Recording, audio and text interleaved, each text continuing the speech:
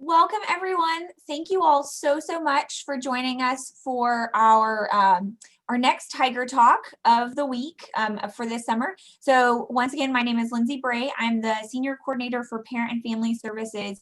And this week's topic is our parent panel. So we are really excited to have a fabulous group of parents with us here to share their advice, share how things went for their students, and really kind of learn from their experiences. So what I'm going to do is I'm going to introduce each one of them, let them introduce themselves, tell you a little bit about their student and their experience, give you their big piece of advice, and then we will open it up for questions that are coming through via social media or other ones that we've had that are often topics that we've had from our parents as well. So Annie, do you want to go first for us? Oh. Am I unmuted? Okay, there you go. Yeah, my daughter has been, she finished 2 years at the University of Memphis, and she's had several different majors at this point. So she's kind of exploring things there. We are, unlike a lot of the students on campus, we are not from the Memphis area. We're from the Chicago area. So we traveled kind of farther than most of the students. And she lived in university housing for a year, lived in a sorority house for a year, and has had a variety of experiences there. And I'm not sure what else I wanted to put in that introduction, but I think that's probably enough. Lois, do you want to go next? Hello, I am Lois Shelley, and I am a parent of a son that just graduated in May, and I have a freshman that's coming in a few weeks. And my biggest advice to parents is don't let go. Now is the time that your students need you more than ever, more than you ever can imagine. And I know the myth is to let them go and let them fly high when they get to college. But if you know your student, I will always say be that guide, because your help and your guidance is what's going to help them to graduate. So that's my best advice. Courtney? Oh, I'm going to unmute you real fast. Okay, we ready? Okay, Courtney Dickinson. I have two. One graduated in 19, and I have a junior here. And best piece of advice, there's so many. I guess the one thing I would recommend is prior to school starting, have your student go around campus and look at where their classes are going to be. So on that first day, hopefully we will all be back on campus, that they will not be scrambling, being stressed out about where they're supposed to be. And Debbie? Hi, I'm Debbie, and I have two daughters that are students at the University of Memphis. I have a daughter that is an incoming sophomore, and I have a daughter that's an incoming junior. Let's see, I have the oldest has changed she's changed her major a couple of times, and that's okay. That's okay, because I was undecided too. So sometimes that happens, and don't make them feel bad if that happens. My youngest is in the engineering program, and she's always been very determined and driven, so she's still on that path. I like the advice about don't let them go too early, because at this stage, they really do need you to kind of give them some advice and try to push them. The one thing that both of my girls did is they jumped into a sorority, which I think is very important to stay involved. And but they didn't really want to meet other kids as much. They enjoyed the sororities, and they're still involved. But I had one that kind of drew back a little bit, and I had to kind of push her a little bit because it's all about making connections and contacts for your future career. It's so important. So that's the advice that I would give. Great. So speaking of engagement, we always kind of get that question as, some parents think, well, you just need to go to class, get good grades, things like that. Can some of you talk about how that engagement has been really important for your student, has benefited them maybe in a job search or internship or anything like that? Go ahead, Courtney. Me? Yeah. Yeah. Both my kids, totally different personalities. My daughter is a shy, quiet kind of type, came here. Nobody from her high school came to Memphis. We were from Memphis.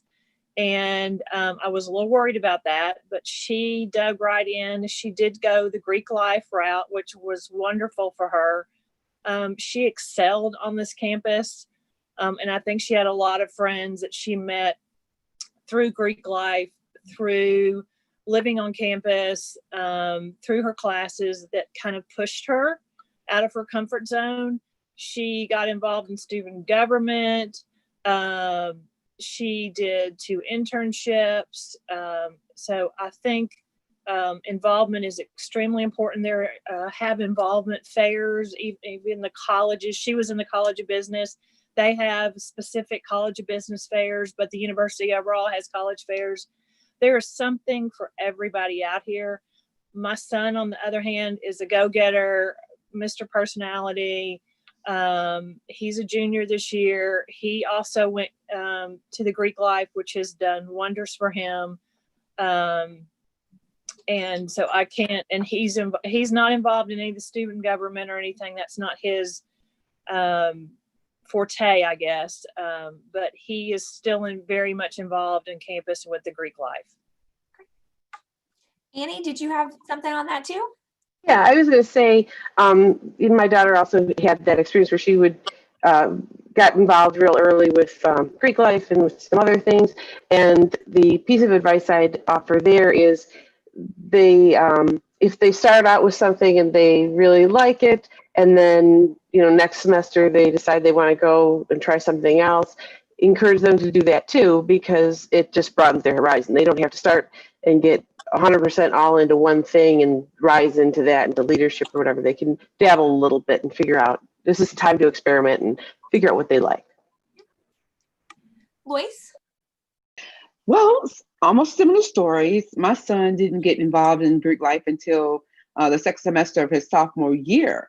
However, his communication came a lot, especially with him not living on campus, was really trying to make those connections in class when they would meet in the UC. But most importantly, the biggest connections that I always encouraged my son to make was with his professors.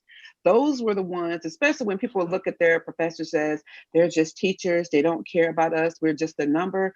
But I made him start doing certain things through an email. I always have a system.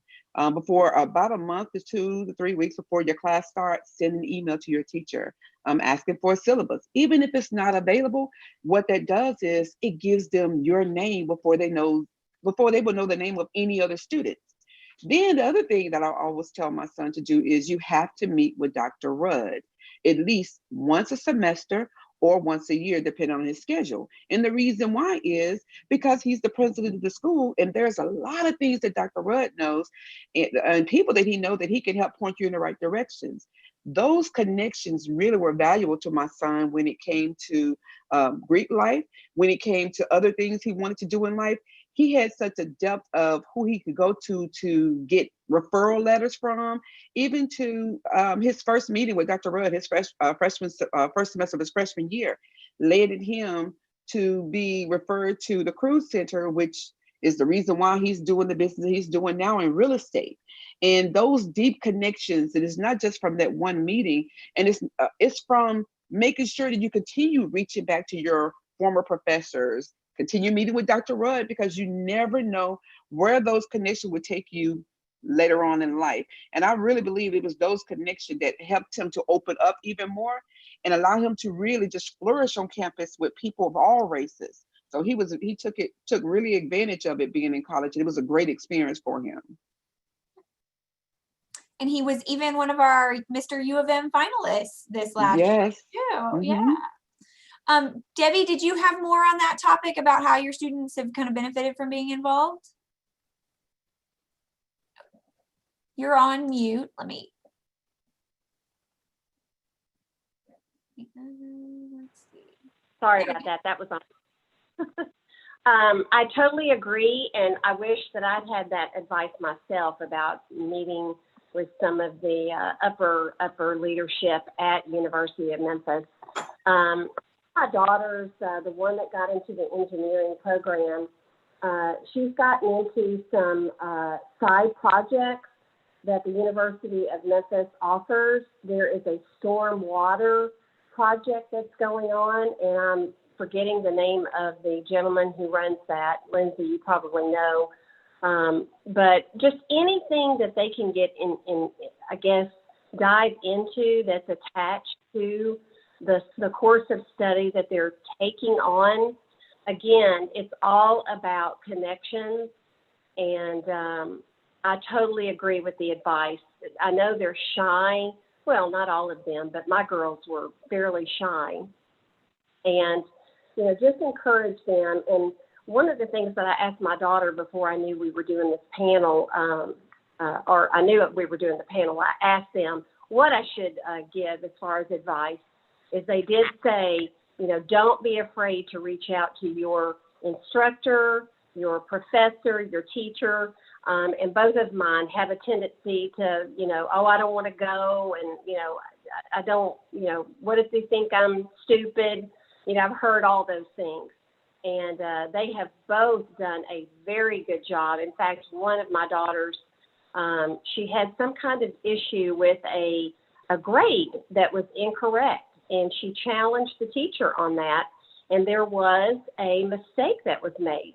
So had she not had the fortitude to represent herself and give her information and proof, you know, she might not have had that grade corrected. So, you know, speak up. It's all about you going through college. Your grades are important, what you're learning and what you're going to be doing in the next profession. This is where the rubber meets the road now. I think that's all really great advice, because it's, you know, it's really all about expanding that network and making sure, and particularly this semester when things are going to look a little bit different, we know that, you know, making sure that your student is connected to their professors and their instructors is so vitally important, as we all kind of work through this current situation that we're going through. So we want to make sure all of our students have what they need, and make sure they're connecting too. So one of the questions we got online was, says, first timer here, will be driving 6 hours to move my daughter in. Any suggestions or absolutely must-dos for move-in day? So I know, Annie, you came from far as well, but are there any things that you would really, really recommend making sure to do on move-in day? Now, move-in day is going to look a little bit different this year because there's a shortened window to move in, but do you have any suggestions for what to do and how to prepare? I always say this on this panel is don't bring the decorative pillows or all the things that you see on Pinterest in the dorm rooms, because they just end up getting in the way. So leave all that stuff at home. And I mean, you want them to make the room their own, and they want to, you know, it can look cute and they can do all kinds of things that are fun with it, but you don't need all that fluff, and it'll just get in the way. But on move-in day, and I don't know what it's going to look like this year because I didn't read how they're doing it because we're not involved in it. But we were there when you had the army of volunteer students, and they basically came to the car and they just picked everything up and put it in the room, and it was like we were from the car to our room. It was about 10 minutes. It was seamless and wonderful. So whatever help is available, use it. There were, we brought our own dolly, which only took up room in the car because there were dollies on campus. So I always tell people, you don't need to bring that because there was one there. Yeah, that's really it. Just don't pack the extra stuff. And, you know, the clothes they're going to wear, it's like, you know, sweatpants and leggings, and they don't need all their clothes. So encourage them to leave stuff at home. That's my advice. Yeah, so move-in will look a little bit different this year. There will not be the army of help. Unfortunately, we hate that we can't be out there to help. But yeah, so we will have some dollies available. There may be a delay potentially in getting one, just depending on how many people are moving in at the same time. So if you have one, bring one. If not, either way. I think the biggest piece of advice I might have, particularly this year, is since there's only that 2-hour window to help move your student in, if you think there's anything you need to pick up in town, you might want to do that on the front end. Just as a word of kind of where stores are, if you're not familiar with Memphis, there's a Target that's maybe 5 to 7 minutes down the road. There's a Bed Bath & Beyond about 10 minutes. The Walmart is pretty far. So it's about 15, 20 minutes, kind of depending on which one you go to.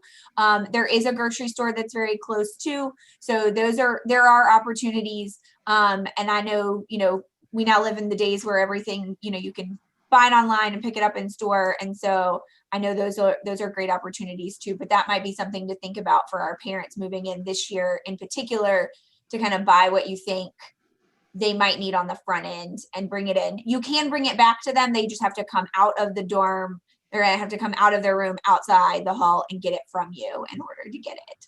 Debbie, did you have any advice on that for move-in or anything?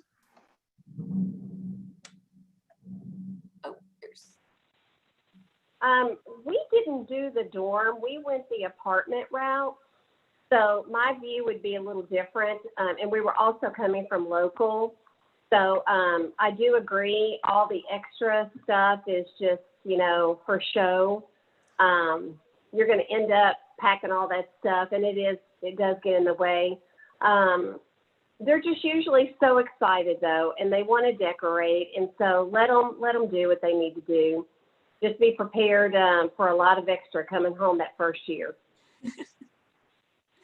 Yeah, one of our parents who has also been on our panel always recommends that if your student comes home during the year, to encourage them to bring something home. If they are living on campus or even in an apartment that's close, encourage them to bring something home, because move out can get, there's a lot of stuff there. So if you can do it a little bit along the way too. So another question that we had was, I know that COVID will cause some things to look different, but what parent activities should this parent be a part of? Do you have a recommendation on how they can get involved as a parent?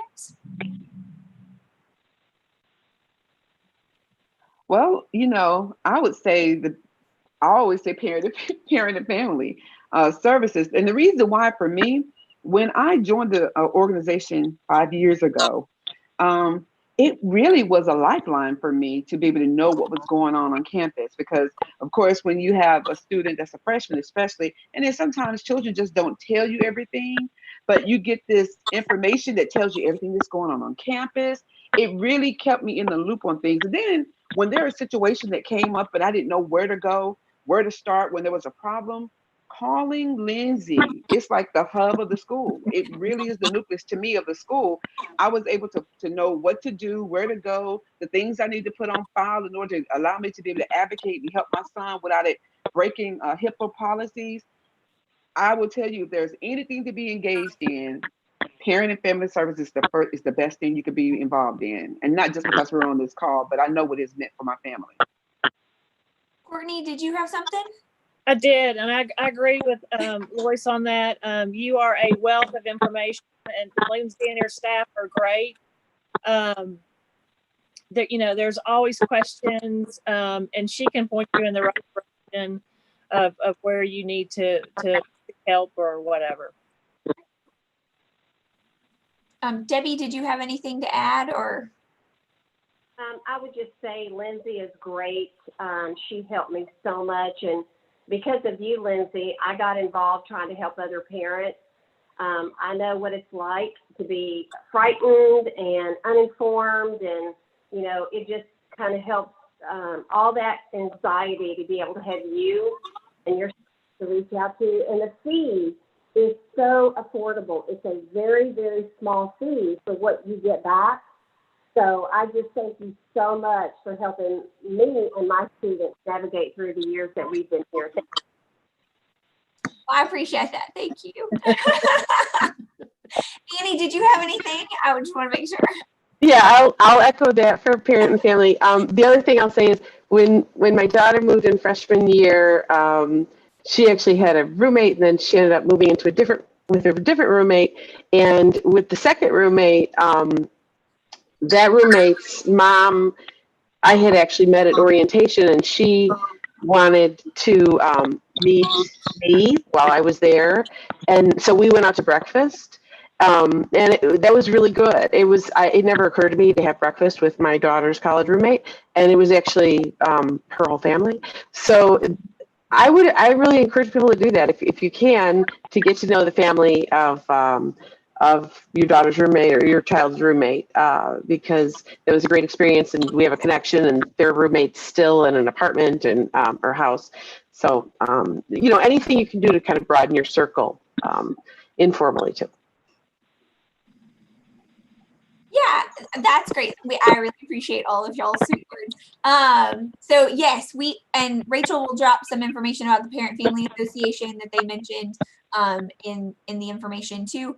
But we're always here and there, and you can do things like this. You can connect with other parents and get to know. I know Lois has ended up giving an internship to another parent she met on one of these parent panels before and things like that. So it does really kind of broaden just to volunteer and kind of get to know those other parents too.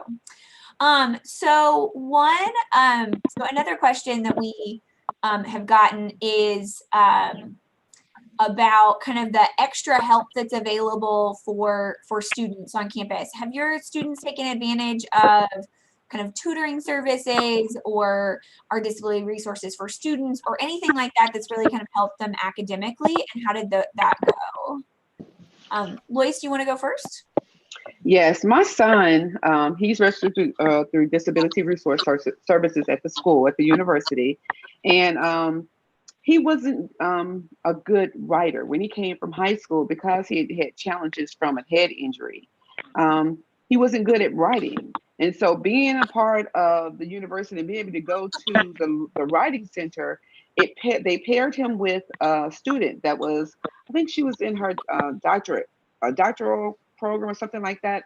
But the thing was, that young lady taught him, she was able to be with him for a year and a half. She taught him the skills of how to write. A person that did not know how to write a paper at all. And from the way that she taught him, he went from not knowing how to write a paper to teachers asking him, how did the perspective that you came from was so fresh. People were giving him compliments on his writing skills. And that was something that he really lacked confidence in because he knew he didn't know how to do. Taking advantage of that, the tutoring service, even when it came to math, it was so good to know that all of this that's there on the campus, that's free. That is something that I would tell any parent, especially for students that are freshmen, get involved in one of those tutoring sessions. When he was in his English class, his first semester English class, he had no idea the teacher knew that he had been going for tutoring services. And she openly said in front of the whole class that, students, you need to take advantage of this. We only have one student that is consistently going, and that's when she named DeAndre. Had no idea that she even knew that he was going, but I'm telling you, it will make a world of difference on improving their writing skills and just improving anything they need help on. Yeah, our tutoring and our writing center are both available to help students anytime. Did anybody else have experiences like that? So one of the kind of basic questions we often get is about technology, particularly, does your student need a laptop or a printer when they come?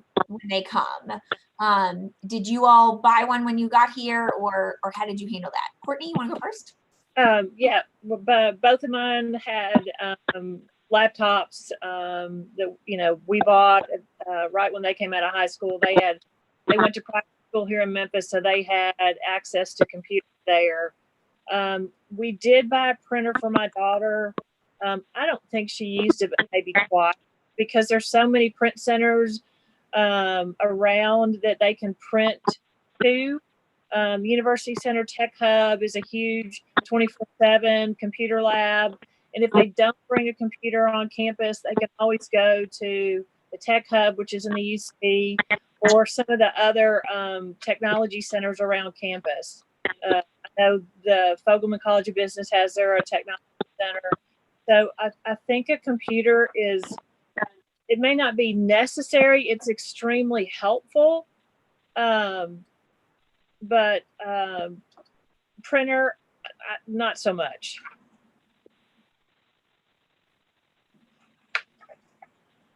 Sorry, my phone's about ready to die. Debbie or Annie, did you have anything on that one? I would agree. Oh, sorry. The computer, yes. Printer, no. Okay. I just want to remind everybody that we found out that the students get a discount. So if they are buying a computer, we did get a computer discount. We got a discount at Apple. I don't know if anybody's aware of that. They also get free Word, I believe. Lindsay, you may know more about that. There's certain software packages they get as a student for free. So that's very, very helpful information. Yes. So our students can get a discount on Apple computers and Dell computers. Those are the two that we have available for students. That they just have to. It's on the website. We can drop that link down as well. In terms of software, yes, they get the whole full suite of Microsoft products. So they get Word, Excel, PowerPoint, all of those things as part of their email, and they can download those on their computer as well. They also have a lot of access. Some students don't always like it quite as much, but they do have access to like Adobe programs and some other pretty other apps that they may need for their classes. They have access to that for free that they can log into. So that is one thing if your student needs those for a class or really likes to use them, before you buy them, just check that out and we'll drop that link. That's our apps as well. So that's been a great resource. And on the printing side, if your student doesn't decide to get a printer, they get 500 sheets or 500 pages a semester. So that usually takes most of them. You know, of course, the running joke with students is they run out like right before exams or something like that when they have to print, but they have it there and it's available for them as well. So one of the other questions we've gotten is kind of about meal plans. Did your student have a meal plan while they were on campus, or how did you make that decision? I'm going to go Ann. Hi. So we went freshman year. We went with the unlimited meal plan because you know, as a parent, you're like, oh well, we eat. You know, be healthy. Don't go unlimited. She did not use it. It was a big waste of money. So that's one piece of advice I always offer is. You know, I think she was going to the Tiger Den maybe once a day. And when they go there, they can grab extra food. They can grab an apple. They can take out extra food, but they're not, you know, going there like, oh, it's breakfast time. Oh, it's lunchtime, you know. So I think you know, whatever, a 7 meal a week or 14 meal a week plan is probably more than enough for most kids. I'll jump in here. Okay. University of Memphis has done a fabulous job of offering your students favorite restaurants: Chick-fil-A, Subway, Dunkin' Donuts. Wait, I think Dunkin' Donuts is gone now. Yeah. But favorites, and if you don't decide to do the meal plan, they can definitely pick up their favorites. And my youngest let me know that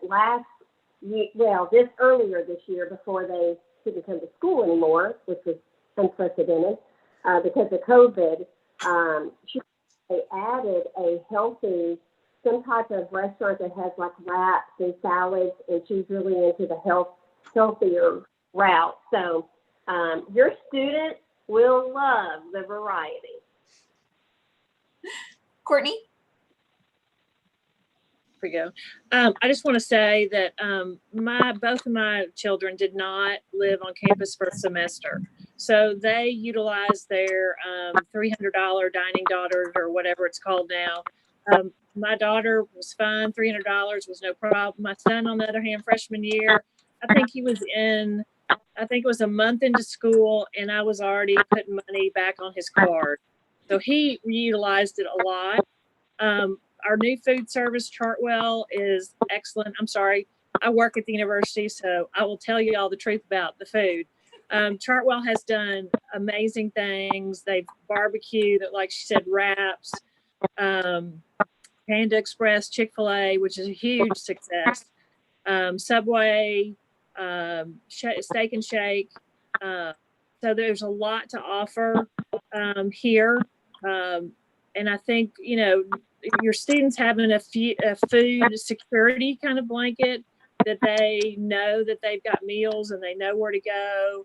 There's, all you can eat, or they hit to the Chick-fil-A or whatever. So I think that's really important, that you have some sort of kind of a blanket, food security blanket that they can use.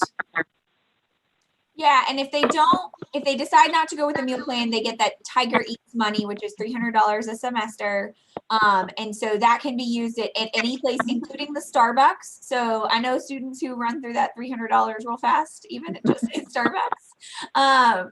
So yeah, there's all sorts of options on campus. If they go with the meal plan, that's the all you can eat option. And then there's some pickup options. Things might look a little bit different this semester as we kind of make sure that students are safe and healthy, of course, but we're going to try and offer just as much as we can for our students, but there's a lot of different options. If they do a meal plan, that $300 that all of our students have automatically gets applied to that meal plan. So that would be okay on that end. So great. Well, good. I'm glad they had good experiences. Yeah, it's been nice. They even added Chartwell's is new on our campus as of last year, and they even added food trucks, which was kind of a fun, nice addition to our campus sometimes. So I wanted to mention that I haven't eaten since Chartwell's. I haven't eaten there since they took over, but I've heard a lot of students say it's so much better. They love the food now. So, yeah. We always love that when they like it better. When you make a change. That's awesome. So let's see. One of the things that we also have gotten a question about is kind of how you handled, have any of you dealt with kind of an emergency or a sickness or anything like that that's happened to your student, and kind of how you help them through that while they were in college? Lois, do you want to go first? Yes. As a matter of fact, I dealt with an emergency. It was January of my son's second semester of his junior year, and school had just started, and the next day he started running this really bad fever. Long story short, he went back and forth to the hospital for 2 weeks, and needed to go to class, and found out he was really sick and he needed surgery. And so, but we had to put off surgery until May. And the thing was, the communication with the teachers, the fact that we had already previously sent a letter to them, letting them know he was registered through DRS, told them the reason why, just gave them a tidbit of story about who DeAndre was, and just communicating with them. They were so sweet, so accommodating. He didn't miss anything, didn't fall behind. And that was just proof of how great communication with the faculty really helped in my son's case, because I was afraid that, maybe he was about to drop out of school that semester because he was so sick. But they helped him, and they were so open to saying, hey, you know what, we're willing to do X, Y, and Z as long as you can keep communicating with us. We want you to succeed, and we'll work with you. And they did.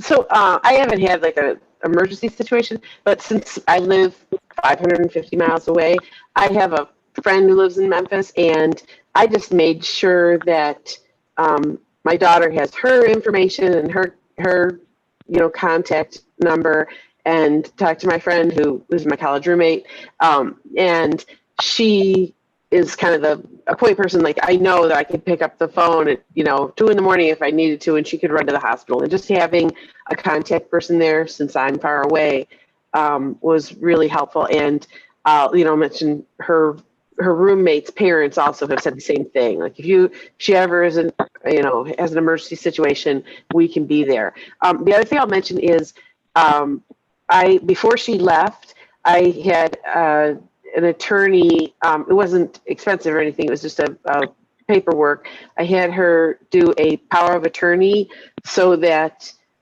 if she is in the hospital, if she had a car accident and she was unconscious, I'd have the rights to get her medical information, because they're adults, and you wouldn't have the right to get that without that paperwork. And that's the one thing I tell every friend of mine who has a child going off to college is get that paperwork to get their medical information, because a friend of mine's daughter was in a car accident, and she was in Pennsylvania, and my friend was in Illinois, and it was very stressful 12 hours or whatever until she could get the information. So it was easy. It wasn't expensive, and I encourage everyone to do it.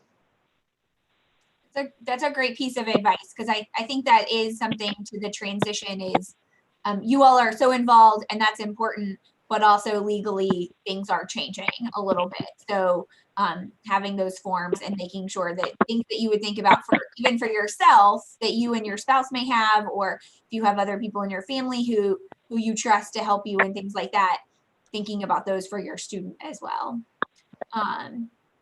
So speaking of that, how did you all handle communication, or how are you handling communication with your student?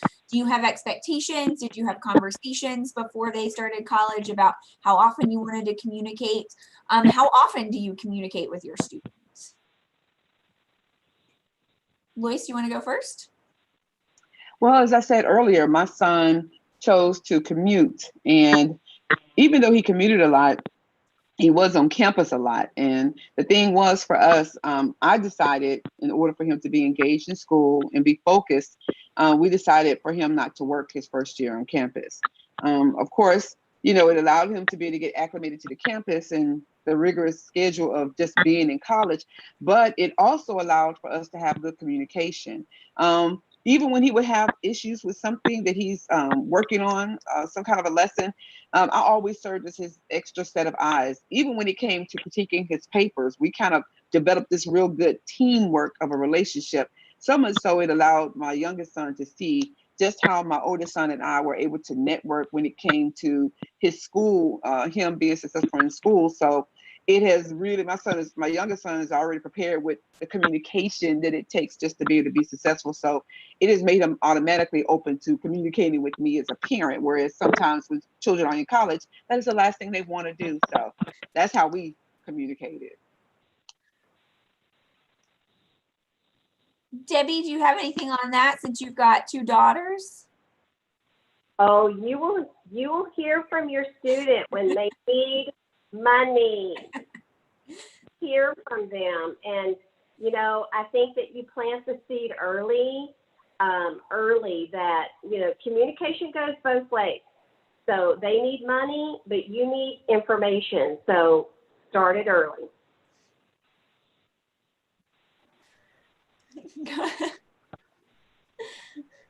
Annie, you want to go? Did you have anything to add? Yeah, I was just going to say when before she left, I had talked to her and said, oh, we should set up a Sunday night call or whatever, because I thought she would just never want to talk to me while she was gone. And I found that I was getting texts or Snapchats pretty much every day. So it's just different than when I was in college, and where I would have to have a set call with my mom every week.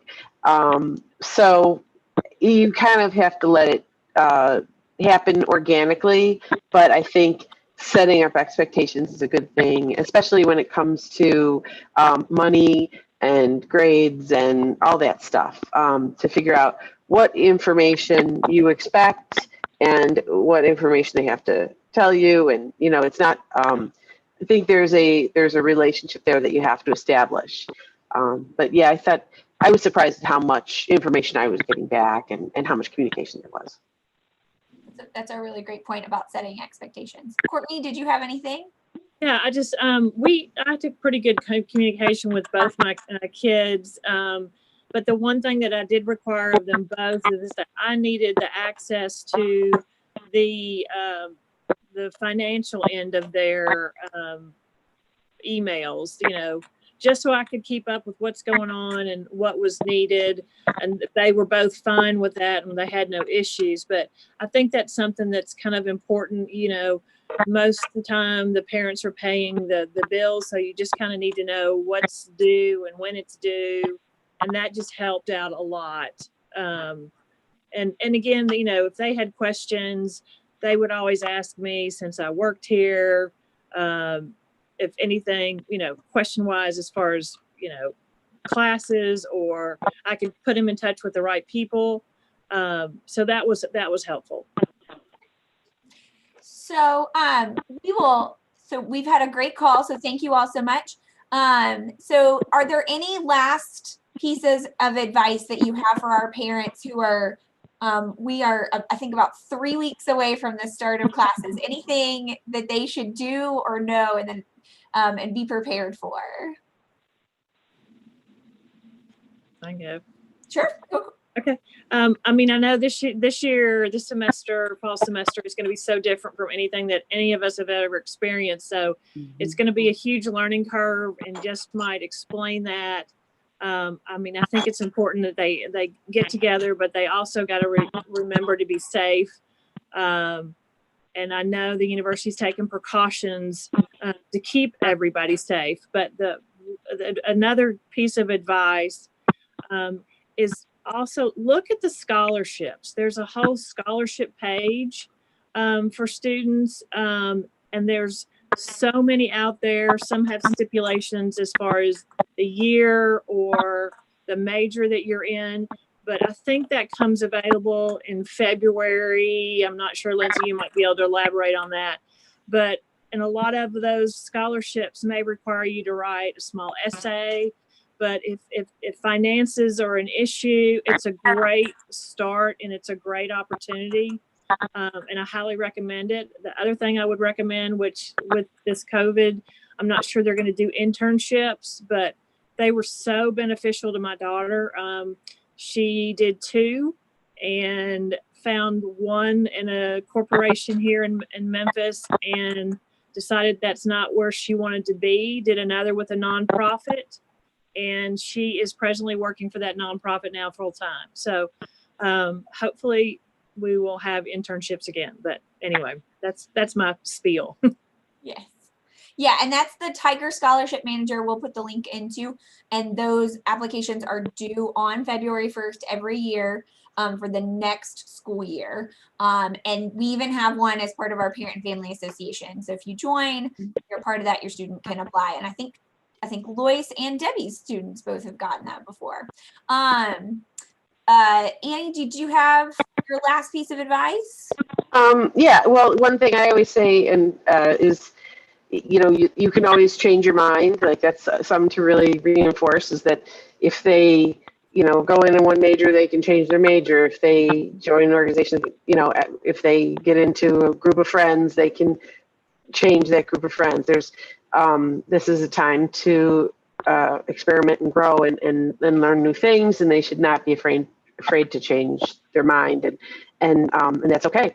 And that I think is the main thing. Oh, the other thing is, if you're not from the area, I think as a parent, get to know the city, get to know Memphis, and especially when they get on and they decide, well, we want to get a house or an apartment, and they're trying to figure out where they want to live, and you want to figure out if that's a good spot or what you think. Just get to know the city, and also because Memphis is a great city. So get to know where your kids go to school. Lois, did you have last advice? I will add to what another parent said, and that is get your students' passwords, because you're definitely going to need them, and go to the registrar's office and put a FERPA on file. The FERPA allows you to get access to the academic information without, as I said earlier, without them breaking HIPAA laws. So a FERPA is definitely something that you definitely need on file. And when you get their password, help them go into the computer and add you as an authorized person on their user account. Because when you call in to the school and they want to verify that you're on there, they're going to ask you personal information. And if the student doesn't have you on there, you won't be able to get access. So those are two definitely good advice: FERPA and passwords. Well, I cannot legally agree with the password thing. There are FERPA releases, and yes, there is authorized user on our Tiger Express system that can happen. So, Debbie, did you have last piece of advice? And then we've got one more question, like one quick question. So go ahead. Yes, I would definitely say have your student have a balance. You know, the curriculum is one thing, but enjoy these 4 years and go to, I don't know what the sports program is going to look like, but if we have the games, encourage them to attend the football games, attend the basketball games. We have a wonderful program. My husband and I are season tickets for the football team, and they're great, and your student will love that part. So there is a healthy balance of education, but enjoy these 4 years, because this is what you'll have as memories for the rest of your life. So go Tigers, go. That is great, and fingers crossed we have football. Yeah. So there was one last question that came in that was, did your students buy their books ahead of time, or did they wait until right after to see how the professor handled them? Courtney, you want to go real quick? Yeah. So before this, I talked to my daughter about, some high points and whatever that she would recommend. And that was her number one thing. And I get it, because we did it freshman year. We went over to the bookstore, got everything. There's nothing wrong with that. You can do that. But have the students go to class first. And their professor may change the book, may have computer access. There's just a lot of things that may change. So that's my advice. Debbie, did you have anything to add? Yeah, Or and my actually ordered some of their books online and saved quite a bit of money. So always check with your instructor first. I would not buy them ahead of time. Oh, one other thing. They also do rent books, and we did a lot of renting of books, and it was a lot less expense. Yeah, that's Amazon. I think Amazon has the book. yes, Well. yeah. You can rent them from our bookstore here on campus, or the Tiger bookstore. There was a quick question about what is the campus bookstore versus the Tiger bookstore. Just for that parent, the campus bookstore is actually on campus. The Tiger bookstore is the one that's just off campus. It's right next door. Some people, they do sell textbooks and some Tiger gear too. So I know those are big fans out there too. So that is kind of the difference between those. One is associated with the university and one is not. So for that parent out there, but I think that's really great advice about the books and kind of waiting. And yes, there's rental options, whether that's here on campus, the Tiger bookstore, or Amazon, or Chegg is another one. So students will find out from each other too on the best ways to save you money too. Well, thank you all so much for being part of this. We really, really appreciate it. I know our parents watching appreciate it too. You all are amazing and so incredible to volunteer your time and to provide your advice to all of our new incoming parents. So thank you all so much. And for all our parents out there, we will see you very, very shortly. So I hope the next 3 weeks go well for you as you pack up things and help get your student ready for what will be a unique fall, to say the least, but we're going to make the best of it. And it'll be a lot of fun. It always is around here. So go Tigers, and thanks so much. Bye. Thank you. Bye. Bye.